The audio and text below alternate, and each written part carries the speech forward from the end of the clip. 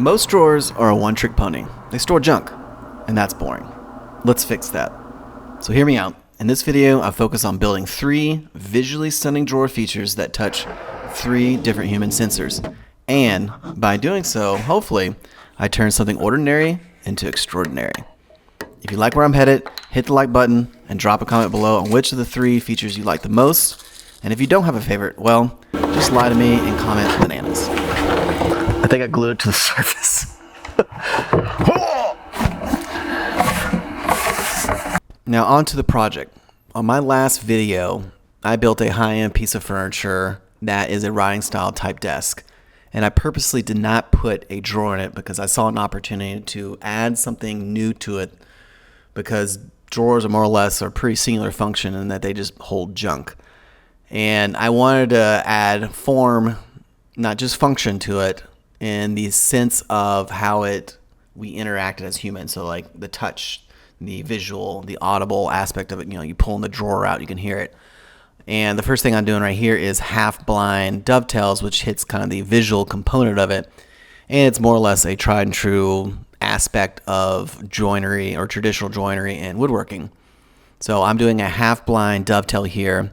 And what I marked on the end grain of the face is coming back on the side pieces and marking the depth of what those pins, or sorry, the tails will be that go into the pins. And before I get into kind of the heavy marking and removal of this, I'm creating a knife wall here, or a rebate, and can't find my tools obviously. But this allows the face board to sit flush, and you can make your markings on it so you'll have exact reference points when you're making out the lines and cuts. It makes it just much easier. By the way, there's tons of videos on this, but I'm going to narrate it because every time there's something new and nuanced that some woodworker may unveil to you that'd be of benefit. Also, in case you haven't noticed, I totally missed out on recording the audio here. So let me know down in the comments if you care if you hear the sounds of me whacking a chisel on a piece of wood or sawing. I sometimes think they're soothing, but maybe they're not. Maybe it's just hand tools, maybe it's power tools. I don't know. So let me know in the comments if you find the audible components of woodworking soothing or annoying. Now right here I am cutting out the dovetails, and you can see faintly that light line that I marked back there. And once you get those cut down at their angles, I more or less remove the bulk of the material with a coping saw, or if you have a fret, you can actually get more finite in there. This will help kind of remove a lot of the extra work with a chisel. Then turn it on its side, just clean off the edges. Have our side pieces trimmed down as much as you can, as close as you can to the line with your hand tools or saws. Next thing we're going to do is go over to the workbench with some chisel work and clean out to exactly your reference marks. And one of the things I do, since this is a through cut, I like to go down part way on one side and then flip over and kind of clean out the other side so you don't have blowout. Also, you notice I put that 8/4 inch maple there behind the board so I cannot ruin my workbench. Now the process that I'm doing here is I'm going to lay out my marks using my side piece tails or dovetails as a reference point on the faceboard. And I'm using that secondary backing board there as a reference mark, and this is where you'll see that the rebate or the rabbet that is in these side pieces can sit flush right up to the edge of where you previously had that mark on how far or how deep your tails would go into the pin board. So just a little benefit of actually making that rabbet or rebate in the board, because it will sit very snugly in that face frame, so you make your cuts fairly simple. Now half-blind dovetails are a little nuanced in the sense of you don't cut all the way through, so you have to make sure that you cut close to the top and bottom lines here, and not to go through, because that will be shown. Much like you're cleaning out the chisel work on the side pieces, you have to do the same on your pin. And I am clamping these down because you're going to go, top down on it, side in, so it just keeps it a little bit more firm. Also, I don't have hold fastest that are that long, so here I am starting and marking, not all the way to the line, but close to the line, and then kind of go down just a little bit, an eighth inch at a time, and then come from the side, and it just peels right up to where you actually cut with the saw. So it's a pretty clean cut. You just repeat this over and over again until you get pretty close to lines before you do your final chisel work down to your marks. And then lastly, I turn it on its side to get exactly, kind of parallel. I get my body to it so I can see that I'm hitting flat to that line, which will help when you assemble these pieces together to see if that your reference points are exact and you not have any gaps in your dovetails. And the satisfying part of pushing it in.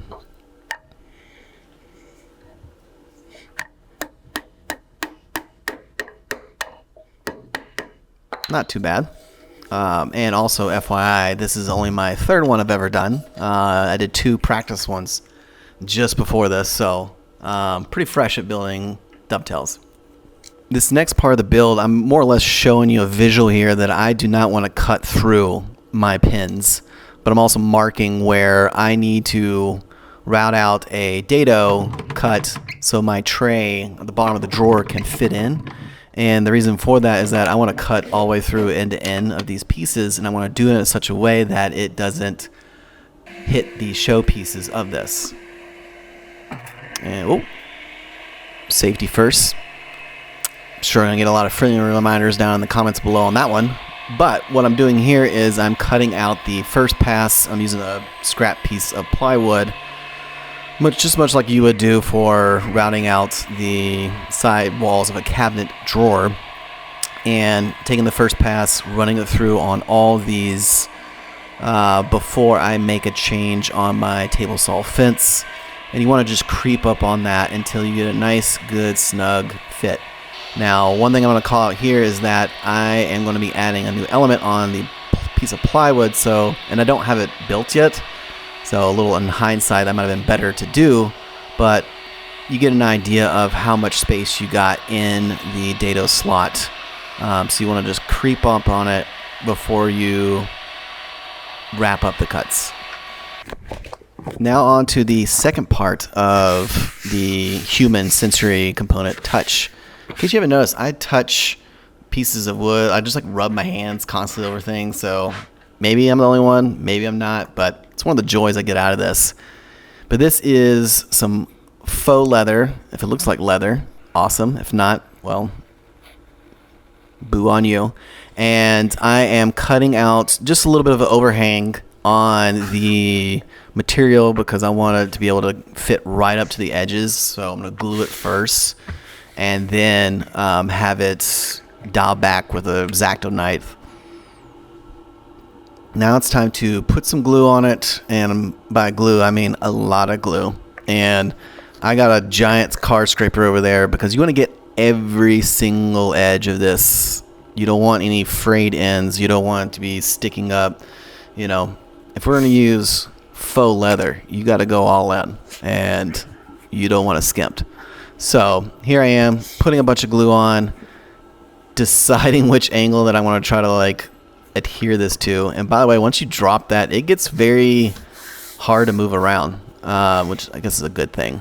And you want to squeegee that kind of out. Just make sure you get a good feel for adhering of all edges. And oh, look at that. So I did a test run and I found out that more or less the first portion of glue that you put on it, the felt just absorbs 90% of that glue. So if this looks like an absorbent amount of glue, I mean, literally, look at that. Just so much glue. There's probably something better. So if you have a different approach, let me know down in the comments. I've never done upholstery before, and I've barely done a whole lot of woodworking. So happy to hear everybody's feedback on how they approach this a little bit differently, because I want to get into it. And now that that is all squeegeed and sealed to what I think is good. Let's see. So this is faux leather or vegan leather, and I've never worked with upholstery. I thought it'd be great to do this for this project to make a drawer kind of fun and good looking, kind of regal, royal. And all my research I did was on leather, and I assumed faux leather would be kind of similar, that you can glue this to wood, and that was the general sentiment. You can also use contact cement, but when I got this through the mail on Amazon, it had felt on the back.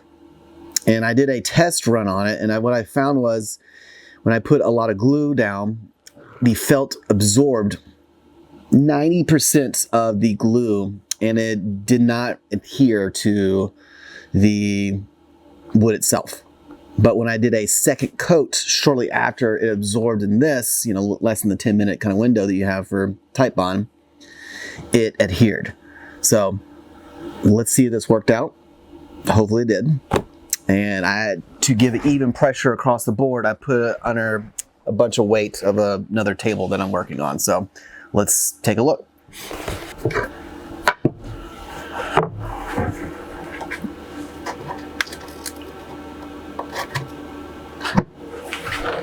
I think I glued it to the surface.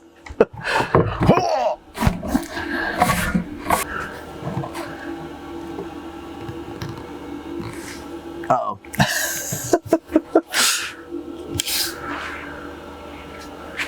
I think I need like a spatula or something like that.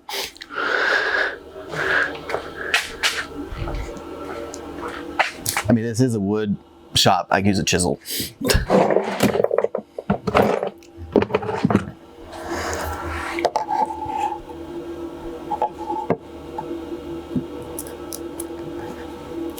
Whew.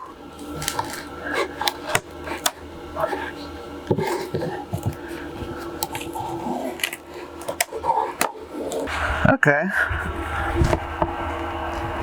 So I glued it oversized a little bit. Let me just sand that down.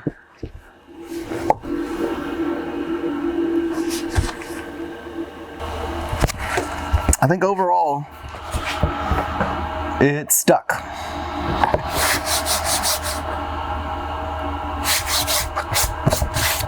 Yeah, I think it worked.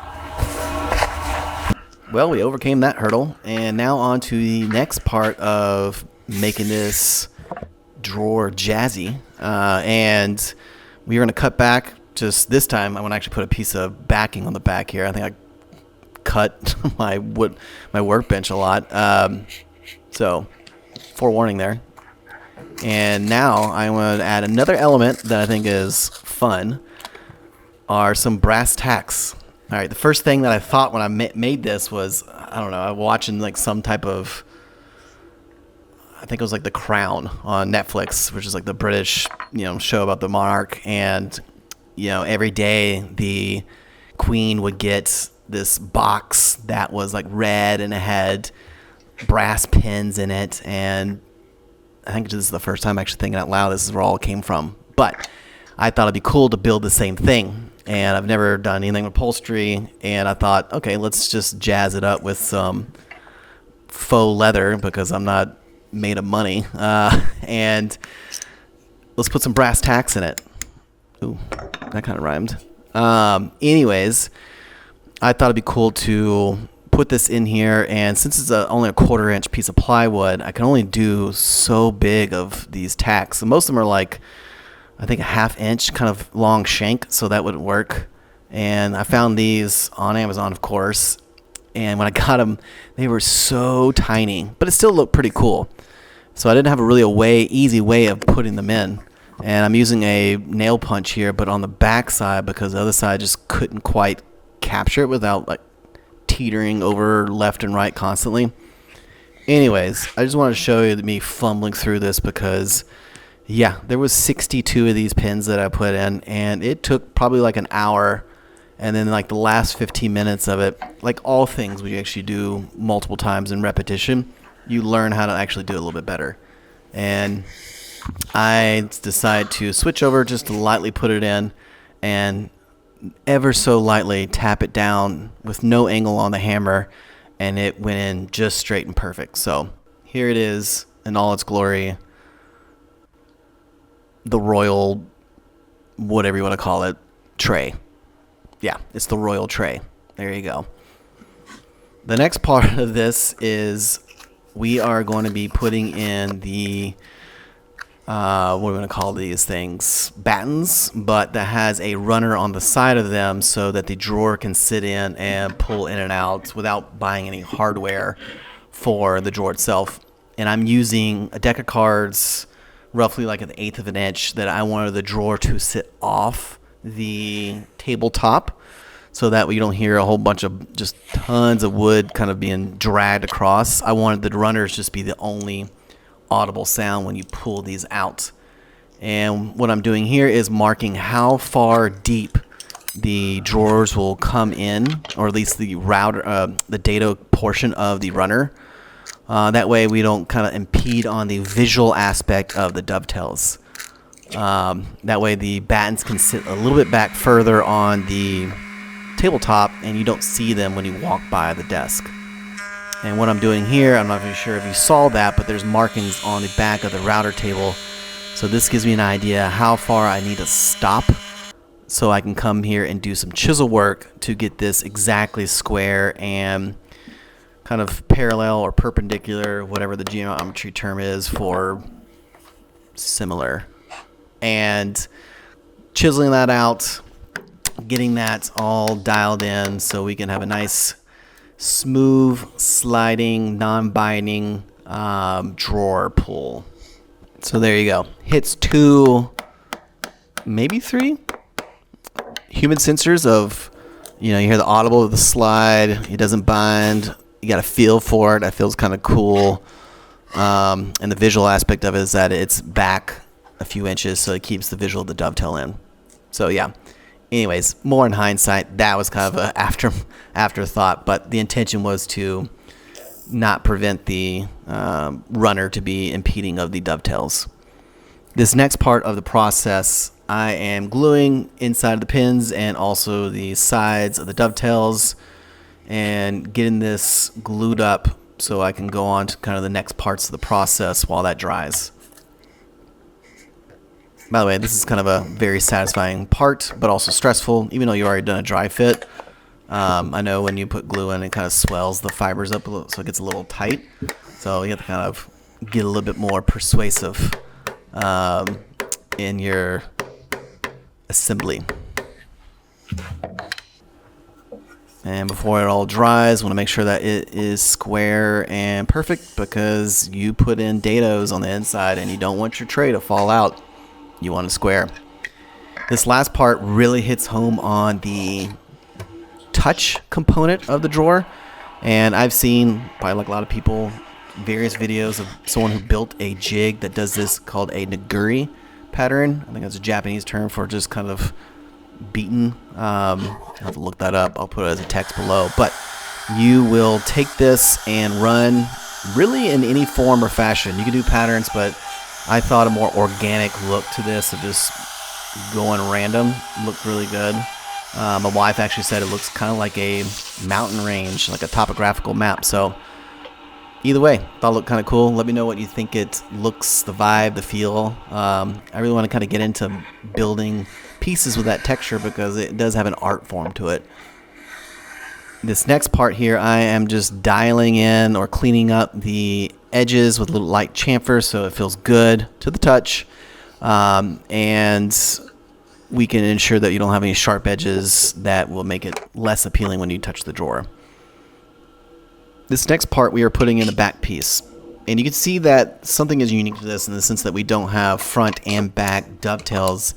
And the reason for that is that I wanted to have the side panels to be a little bit longer so that when you pull the drawer out, it has something to reference in those battens, especially since they sit back a few inches from the bottom underneath of the tabletop.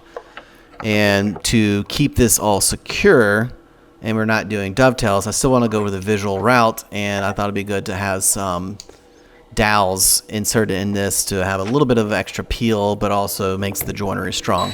And it's just me using a 3/8 inch Forstner bit drilling in like a portion of the way so we can actually hear both of these and get it glued up, flush trimmed, looking all nice and pretty.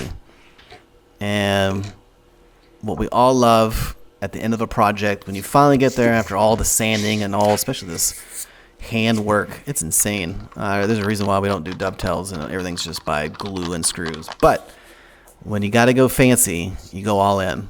And now that we can put the stain on and just rub all over it, I'm just using my hands because I have those undulating marks of the texture pattern there. Now that our piece is dry, we are going to get this installed, both the drawer and the battens on there. And you want to make sure that you have it a good 90 degree. And I chose to have the front panel to be just slightly over the size of the drawer because I didn't want to have it exactly flush, but I didn't want to hide the dovetails. And one thing I called out here, I didn't record it, but the battens, they do have a kind of routed out piece in there for the screws so that the battens can slide back and forth depending on wood movement. And now that I'm getting these installed, I haven't quite put the face frame on, so I need to put the table back together because I want it to be resting down, let gravity pull it down. And I want that face frame to be just slightly off the edge, so I put some more playing cards to have a little bit of a reveal, just like you do like in cabinets, like maybe a 1/16 of an inch. Sometimes people like bigger, maybe 1/8 of an inch. Well, folks, that wraps up the project. I really hope you like it. Hope you like the direction and way I think about tackling projects and how you can enhance and add back to the community. If you love it, please like and subscribe. Greatly helps out the channel. I really appreciate it. Leave a comment down below. I love to get to know who I'm actually showing videos for. So, talk to you soon.